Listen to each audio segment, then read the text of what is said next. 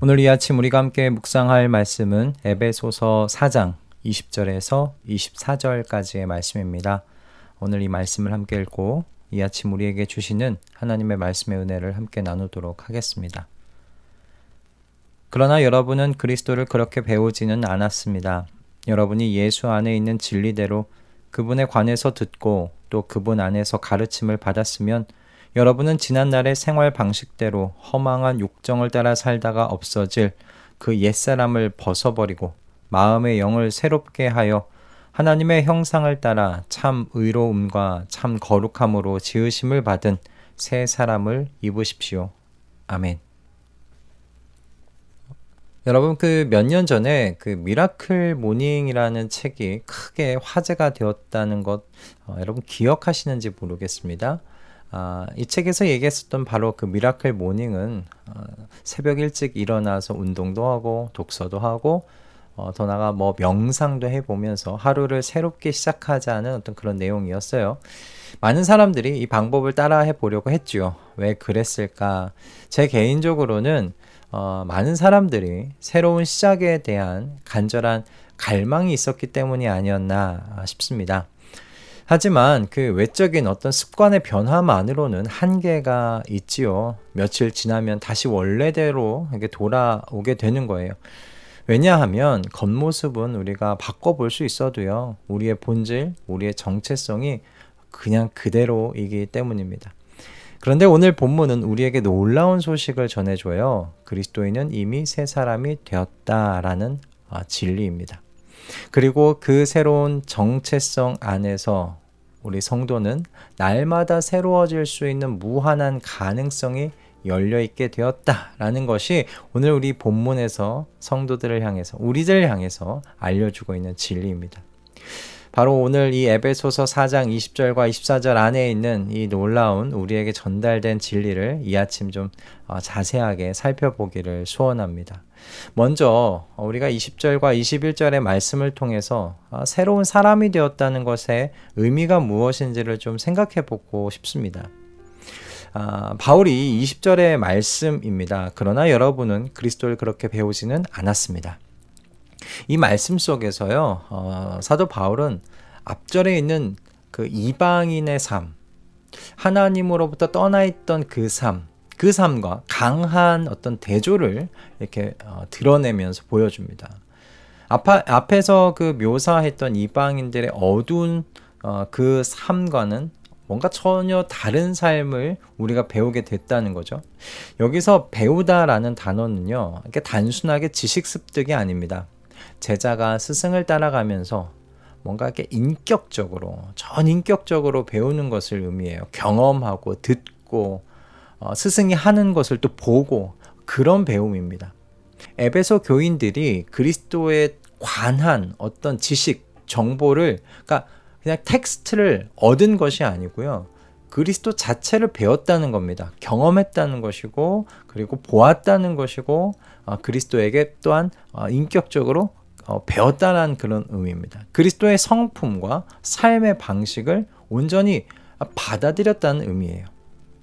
그래서 여러분 21절을 보시면 이렇게 되어 있습니다. 여러분이 예수 안에 있는 진리대로 그분에 관해서 듣고 또 그분 안에서 가르침을 받았으면, 여러분 바울이 이 이야기는 바울이 굉장히 확신에 찬 어조로 이야기하고 있다는 겁니다. 그러니까 그리스도에 대해서 듣고 또 가르침을 받았으면 이라는 이 표현은요, 에베소 교인들이 확실하게 그리스도에 관하여 듣고 배웠다는 확신에 찬 말입니다. 그래서 바울은 에베소 성도들이 이미 예수 안에 진리를 받은 상태에 거하여 있다라고 그 전제로 말하고 있는 거예요. 여러분, 이 사도 바울이 에베소 성도들에게 이야기하는 이 말을 통해서 우리가 분명하게 알 수 있는 건 뭐냐면, 그리스도인이 되었다는 것은요, 새로운 정체성을 가지는 사람이 되었다는 의미라는 겁니다. 여러분, 새로운 정체성이 가지는 중요한 의미 중에 하나가 그래서 뭐냐면, 이 하나님과 화해하게 된 사람들이 되었고, 그래서 이제는 진리에 접근할 수 있게 된 사람들이 되었다는 말씀입니다. 여러분, 이게 정말 결정적으로 중요하고 결정적으로 옛사람과 새사람의 차이입니다. 여러분, 이게 왜 그렇게 중요한지 이해해 보려면 옛사람하고요 새사람의 결정적인 차이를 좀 알아야 되는데, 여러분, 옛사람에 대해서 앞구절에서 살펴봤을 때 그 한계가 뭐였냐면요, 17절에서 19절의 말씀 속에 바울이 이방인들의 상태를 묘사한 것 안에 담겨져 있습니다. 이방 사람들이 허망한 생각으로 살아가는 것과 같이 그들은 자기들 속에 있는 무지와 자기들의 마음의 완고함 때문에 지각이 어두워지고 하나님의 생명에서 떠나 있습니다. 그들은 수치의 감각을 잃고 자기들의 몸을 방탕에 내맡기고 탐욕을 부리며 모든 더러운 일을 합니다라고 되어 있습니다. 여러분, 이 말씀의 핵심은 뭐냐면요, 관계의 단절입니다. 마음이 어두워지고 무지해지고 마음이 굳어진 상태에서는요, 하나님께 질문할 수가 없습니다. 진리를 알고 싶어도요, 접근할 방법이 없습니다. 어떻게 접근해야 하는지도 모릅니다. 오직 무엇이냐면 자기 안에서만 답을 찾아야 하는 그런 절망적인 상황입니다. 그런데 여러분, 새 사람은 다릅니다. 새 사람은 가능성을 가진 사람들입니다. 왜요? 하나님과 화해한 사람들이 되었기 때문에요. 진리에 대해서 듣고요, 경험하고요, 가르침을 받을 수 있는 그런 상태가 된 사람이 새 사람입니다. 여러분, 하나님께 질문하고 하나님께 답을 얻을 수 있게 되었어요. 그렇다는 건 무슨 의미가 있습니까? 무한한 성장의 가능성이 열렸다는 거예요. 여러분, 이것이 바로 새 사람이 날마다 새로워질 수 있는 근본적인 이유입니다. 옛사람은 자기 안에서 답을 찾아야 했지만 이제 새로운 사람, 새 사람은 영원하시고 무한하신, 또한 진리의 근원이신 하나님께 접근하여 그 하나님의 보좌 앞으로 나아가서 묻고 답을 얻을 수 있게 된 사람이 되었다는 거예요. 그러니 이제 사도 바울이 무엇을 설명하게 되는가, 자연스럽게 무엇을 설명하냐면, 이렇게 새로운 사람이 되었으니까 하나님께 묻고 답을 얻으면서 진리를 계속 탐구해 나아갈 수 있게 된 이 새로운 사람이 되었으니까 그런 사람의 삶은 어떻게 구체적으로 나타나야 되는지에 대한 설명이 나오는 거예요. 그게 22절에서 24절의 말씀입니다. 이 말씀 속에서 주목할 점은 이겁니다. 옛사람을 벗어버리고 마음의 영을 새롭게 하고 새 사람을 입으라는 이 세 가지가 논리적인 순서라는 거예요. 즉, 먼저 옛사람을 벗고 그 다음에 마음의 영을 새롭게 하고 그 다음 마지막에 새 사람을 입는다는 뭔가 이런 시간적인 순서가 아니고요, 이미 일어난 그 하나의 사건을 설명을 해보자니까 이렇게 나눠서 개념적으로 설명한 것이다 라는 그런 의미입니다. 여러분, 이게 중요한 이유가 무엇이냐면, 만약에 이렇게 시간적인 순서대로 된다고 생각하게 되면 우리는 스스로 노력해서 단계별로 변화해야 한다라고 생각하게 될 겁니다. 그러나 이게 논리적인 순서, 그냥 이게 개념적인 순서일 뿐이라면요, 어떤 의미가 되냐면 하나님께서 이미 우리에게 행하신 일을 우리가 설명하는 거다라는 그런 의미가 되는 거죠. 그런데 이 본문에서 이제 특별하게 볼 게 옛사람을 벗어버리고 그리고 새 사람을 입으라는 22절과 24절에 여러분, 이 말씀 원문에서 이 두 동사가 어떤 의미냐면요, 모두 그냥 일회적인 거예요. 결정적인 한 번의 행위를 나타내요. 벗어버린다, 새 사람을 입는다, 이거 반복적으로 일어나는 일이 아니라는 겁니다. 한 번 일어나는 일이라는 거예요. 그러니까 이미 그리스도인이 되었다. 그게 무슨 의미냐? 완성된 정체성의 변화를 가진 존재가 되었다. 그런 의미입니다. 그런데 23절에 마음의 영을 새롭게 하여, 여러분, 이 말씀 좀 다릅니다.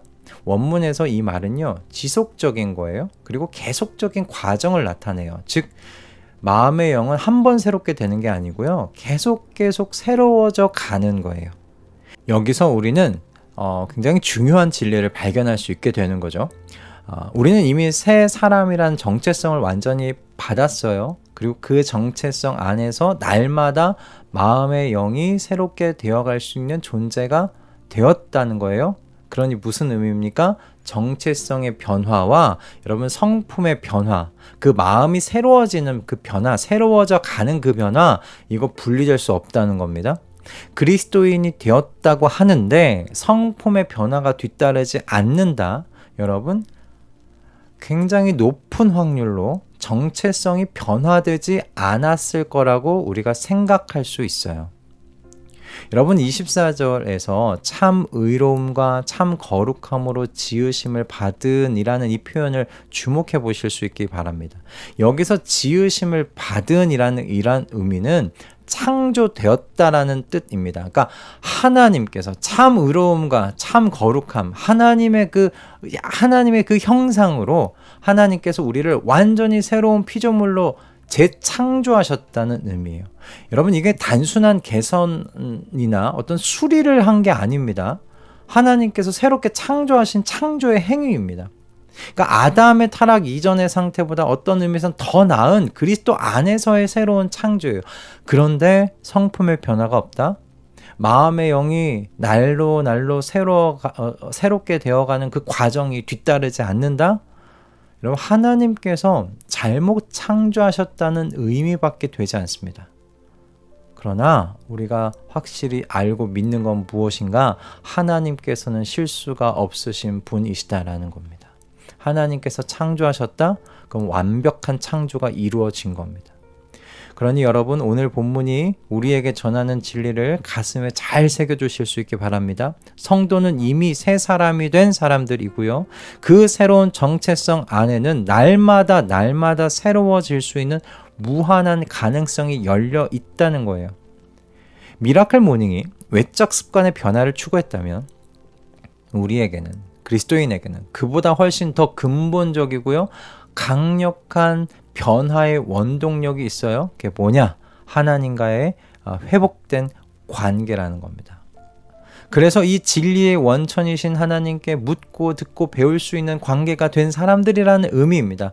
그러니까 사도 바울이 이야기하는 건 뭐냐면 이제 우리 더 이상 영적인 난장일로 머물러 있을 이유가 없다는 거예요. 우리 안에 그리스도의 장성한 분량에까지 자라갈 수 있는 가능성이 이미 심어져 있다는 말씀입니다. 오늘도 여러분과 동행하시는 하나님께 그러므로 질문해 보실 수 있기 바랍니다. 주님, 오늘 제가 어떻게 하면 주님을 더 닮아갈 수 있겠습니까? 주님 안에서 더 성장해 갈 수 있겠습니까? 나의 마음의 영이 어떻게 더욱더 새로워질 수 있겠습니까? 여러분, 그렇게 작은 성장이라도 추구해 보겠다는 그 각오와 결심으로 오늘 하루 시작해 보실 수 있기를 주님의 이름으로 축복합니다. 물론 여러분, 실패할 수 있습니다. 넘어질 수 있습니다. 여러분, 실패하고 넘어지는 거 괜찮습니다. 왜요? 우리 정체성은 변하지 않으니까. 이미 변했어요. 그 정체성이 다시 옛사람으로 돌아가지 않습니다. 여러분, 넘어진 그 자리에서, 실패한 그 자리에서 다시 일어나십시오. 그리고 마음을 새롭게 하는 성품의 변화를 추구해 가시면 됩니다. 우리는 하나님께서 새롭게 창조하신 새 사람입니다. 하나님의 그 진리 안으로 매일같이 다가가서 하나님께 듣고 배울 수 있는 그렇게 변화된 사람들입니다. 날마다 새로워질 수 있는 놀라운 가능성을 가진 하나님의 자녀들입니다. 할렐루야. 기도하겠습니다. 주님, 저희를 새 사람으로 만들어주셔서 감사합니다. 이제 우리는 더 이상 어둠 속에서 혼자 답을 찾아 헤매지 않고 주님께 묻고 답을 얻을 수 있는 그런 사람들 되었습니다. 그러니 오늘도 진리의 원천이신 주님께 묻고 그리스도 안에서 진리를 배워가기를 소원합니다. 아니, 배워가겠습니다. 그래서 어제보다 오늘 우리의 마음의 영이 새롭게 되어서 주님을 더욱 닮아가는 그와 같은 하루로 살아갈 수 있도록 주님 우리를 축복하시고 주님의 성령으로 우리를 이끌어가 주시옵소서. 예수 그리스도의 이름으로 기도드립니다. 아멘.